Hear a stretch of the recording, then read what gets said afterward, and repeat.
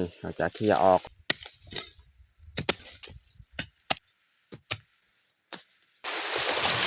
เอาตัวนี้น้อยแบบนี้แหละเก็บได้ห้านะพี่น้อง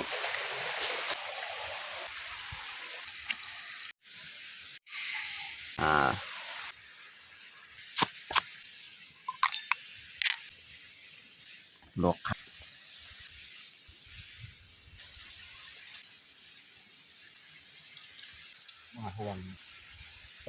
อย่าลืมกดไลค์กดแชร์และกดติดตามเด้อพี่น้อง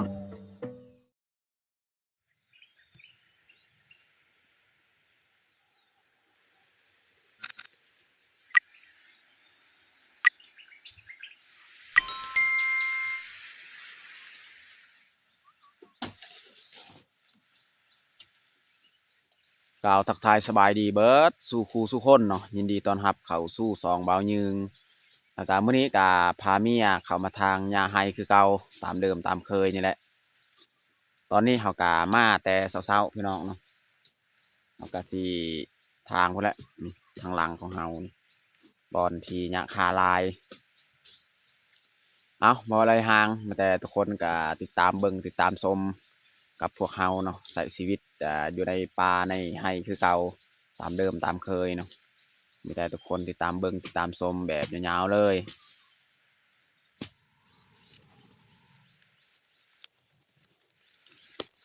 นี่เราเริ่มต่อตัวนี้อีกเนาะตัวนี้ขึ้นเทิงเลยไปพุ่นเนาะอันนี้แมนยะคาบนนี้เราต้องได้ทางออกแล้วก็เราสิขุดอีกเนาะขุดคือเราขุดมือวานมือซืนนี่แหละพูดพี่น้องเห็นอยู่ลุมเราขุดมือวานมือซืนอยู่ลุมหัน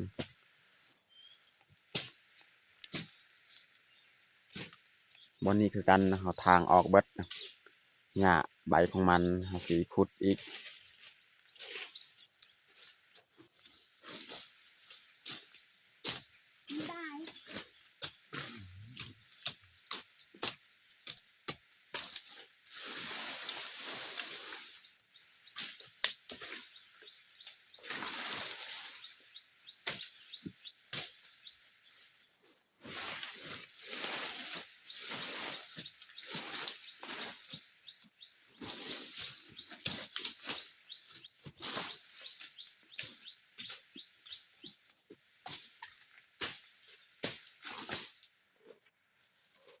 นี่เราจะเคลียร์ออกเลยเบิด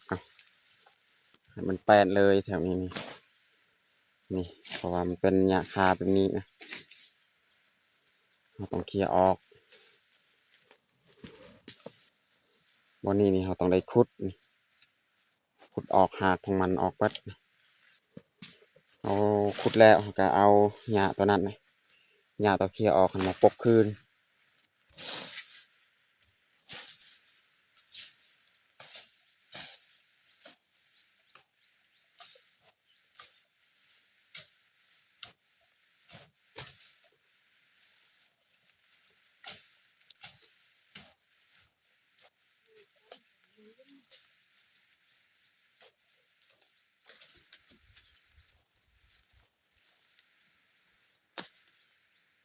นกเอานกคาพี่น้อง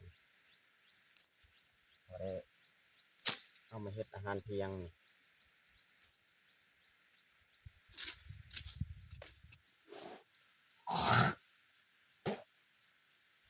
ตอนนี้เขาก็ทาง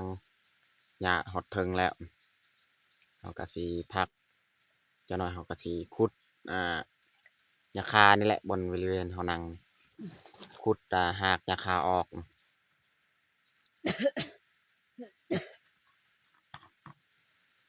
หอนแห้งมื้อนี้นี่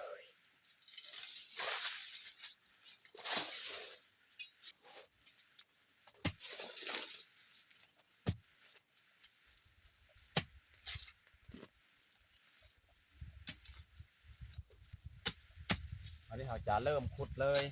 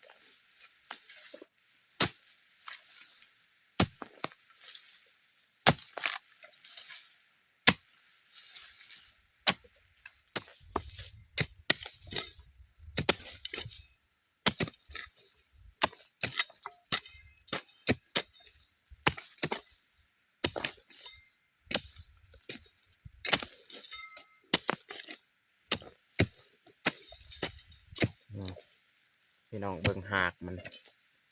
หลายสุดอยู่ใน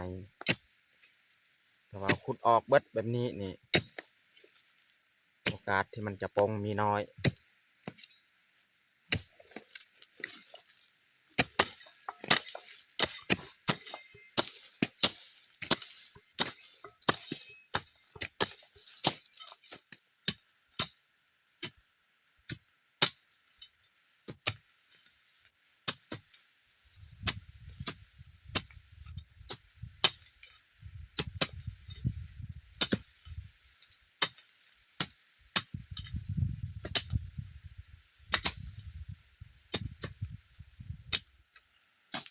ตอนนี้เรากะสีพักพรพี่น้อง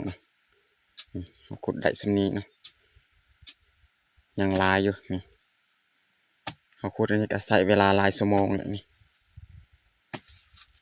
เราสีพักเที่ยงหาเก็บพืชผักมากินเลาะตามห้วยนี่แหละกันนะอันนี้หลังเลิกเขาทางหญ้าไอ้ของเขาก็สีลงห้วยเขาห้วยอีกหาเก็บพืชผักตามห้วยว่าสิมีหรือบ่เนาะหาเก็บปีกล้วยปลาตามห้วยนี่แหละโอ้ยอยู่เทิงเนาะหน่วยหนึ่งปีกล้วยปลาเอาสิตัดมาเอาเลย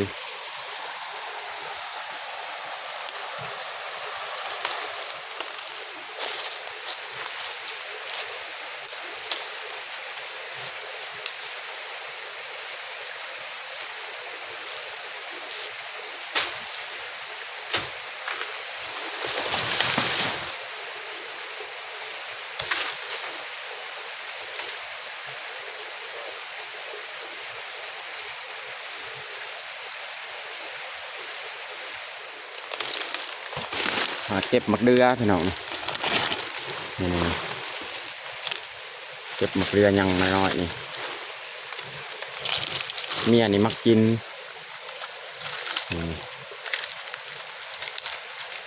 เอาตัวน้อยๆแบบนี้แหละ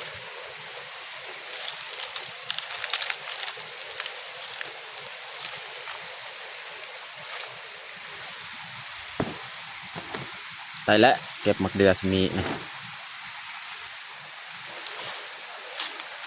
ลองเลาะไปเทิงๆอีกเนาะว่าสิยังมีหรือบอเนาะปีกล้วยปลา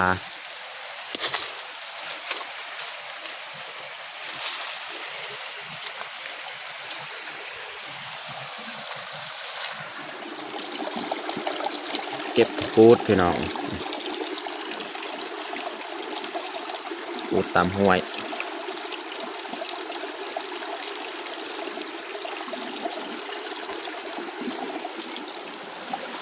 ปูดอยู่เทิงพี่น้องปีกล้วยปลาจะเอาใส่2 หน่วยแล้วตัวน้อยๆก็มีนี่ใส่แล้วได้5นะพี่น้องปีกล้วยปลา3 หน่วยมีหมากเดือแล้วก็มะกรูดหน่อยนึง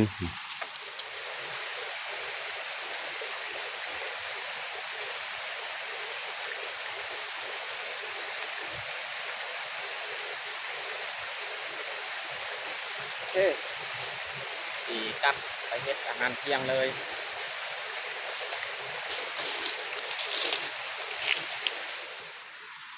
ตอนนี้เมียกะดังไฟเรียบร้อยเนาะนี่เมียจะเผาเลยเนาะปีกล้วยปลาบ้องกะเก็บบองยานมันสุกดนเขาก็เลยเผาก่อนเนาะปีกล้วยปลานะ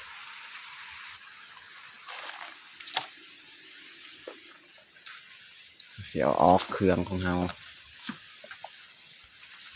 สีมาเห็ดกินเห็ดยากบัดน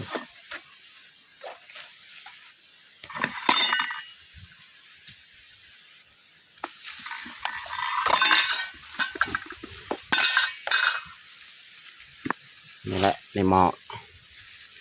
งัดเคียดในหม้อนี่มันสิเห็ดปนเคียด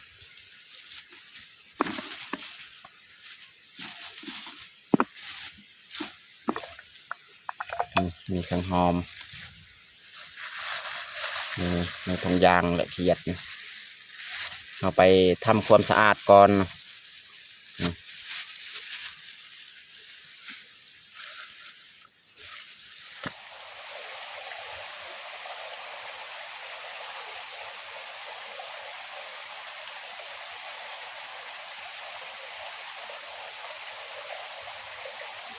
จะเผาก้อน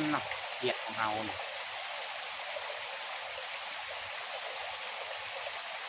จะเข้าใส่ไฟ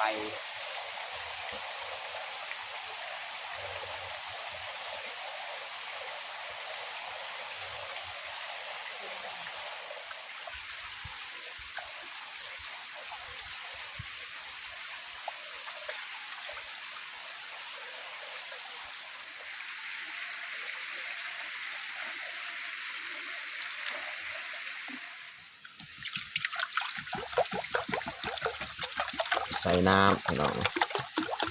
น้ำที่เราสิต้ม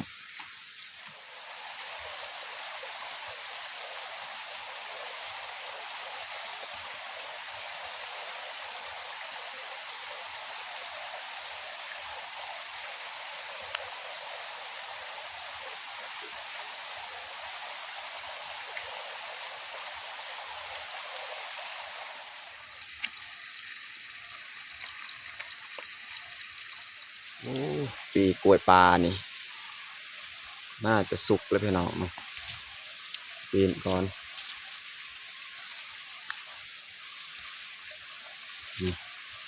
เบื้องนี้นี่ยังบ่ทันเลยสุกอยู่ปีนเบื้องมันอีกเนาะ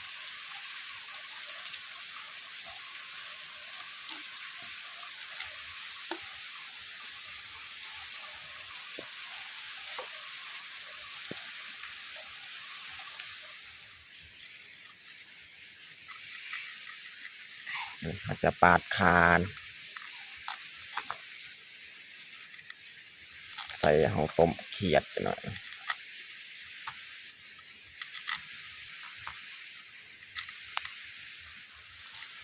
นี่เขาจะปอกนอมันอีกเนาะเอาสีลวกนำกับนอมัน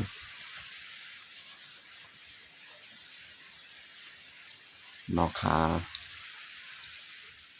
ตอนนี้เขาก็ทำความสะอาดเรียบร้อยเขียดของเราน้ำเท่าต้มกระฟดบริเมียจะใส่ขาใส่เขียดของเราลงหม้อเลยใส่ขา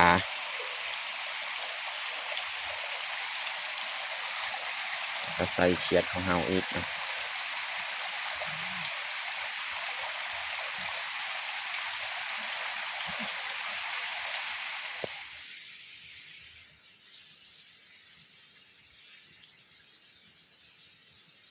เราสี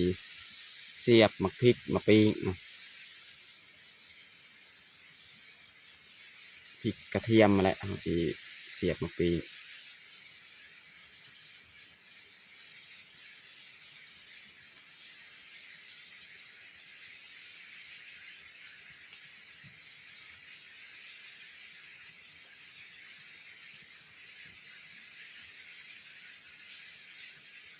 หอมแดง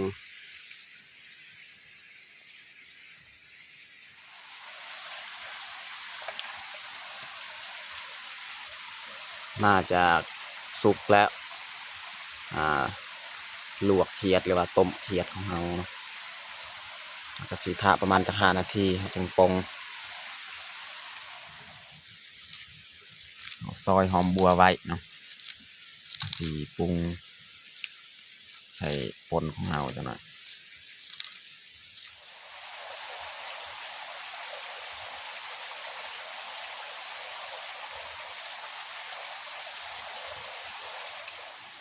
พริกของเรากะสุกเรียบร้อยแล้วพี่น้อง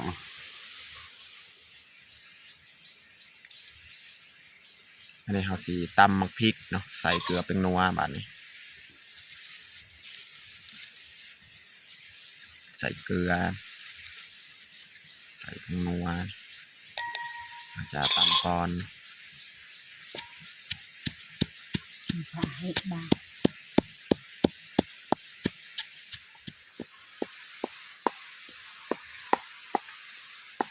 เรียบร้อยพี่น้องต้มเขียดของเฮา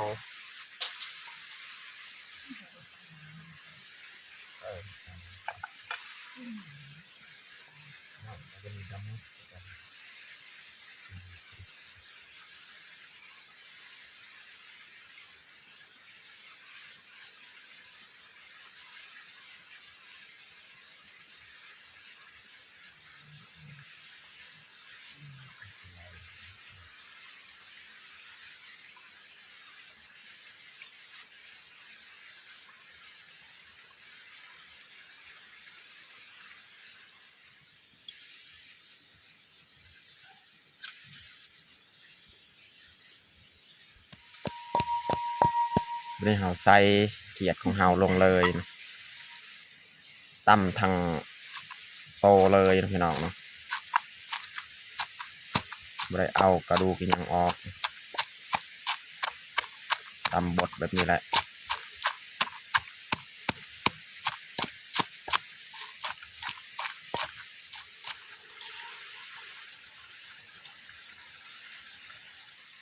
วันนี้เขาสิใส่ปลาแดกอีกเนาะได้แล้วครับที่เห็ดปนเขียดแบบง่ายๆแต่ว่าผู้ใดแบบดุเนี่ยเอาออกก็ได้กระดูกครับแต่ว่าเฮานี่เห็ดแบบง่ายๆพี่น้องเนาะตำบดแบบนี้เลยเนาะเวลากินจึงคอยเอาออกนำกินนำ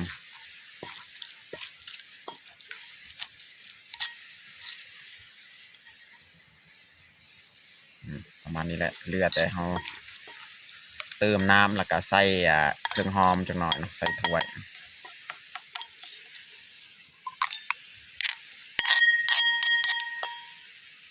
วันนี้เขาสิใส่น้ำเนาะน้ำที่เราล้างจากครกนั่นแหละมันจึงนัวดีนะพี่น้องเนาะตักน้ำใส่กระครกล้างจากครกแล้วมาใส่ปนของเราเลย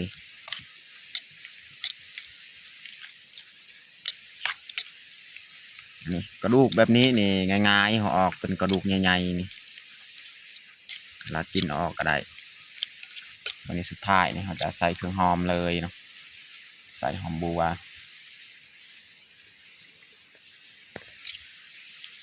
เรียบร้อยปนสูตรแบบง่ายๆ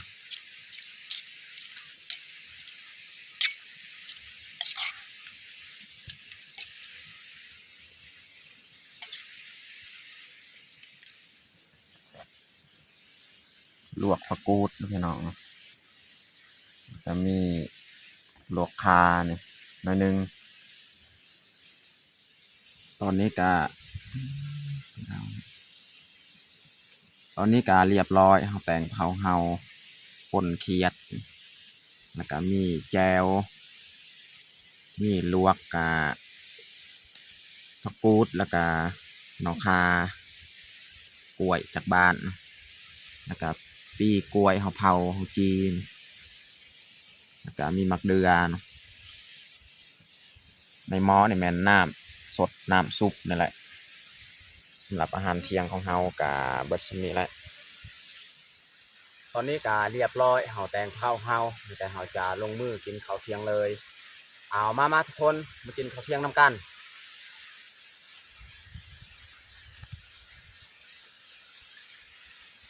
มื้อนี้นี่ได้พืชผักนี่จากป่าเลยจากบ้านนี่บ่มีเนาะหาเก็บตามห้วย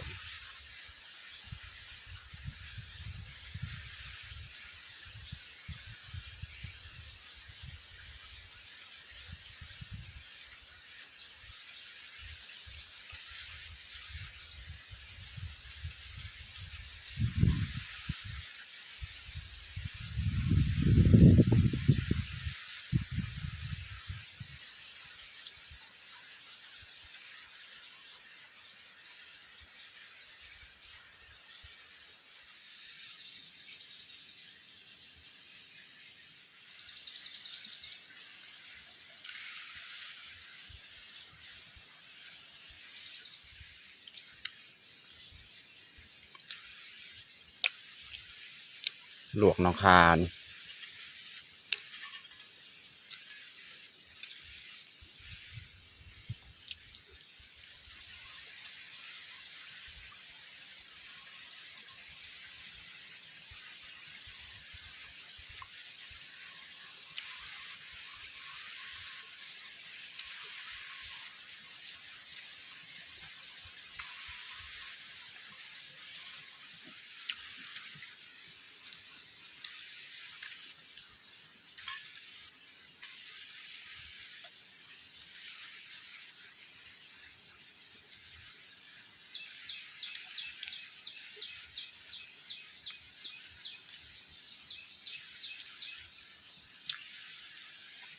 ปีกล้วยปลานี่ถ้าว่ากินบ่เบิดเฮาก็ห่อกลับบ้านอีกมันดีนะปีกล้วยเฮาเผานี่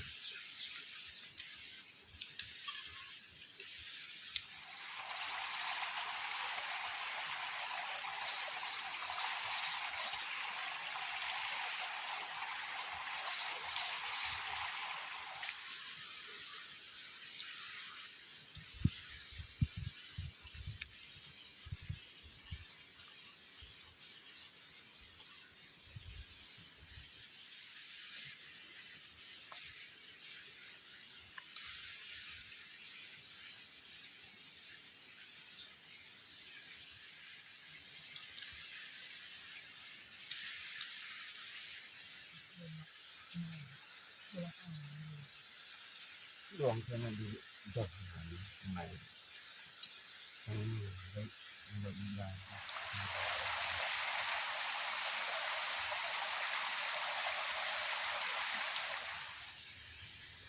ตอนนี้เฮาก็กินข้าวกินน้ำเรียบร้อยเนาะ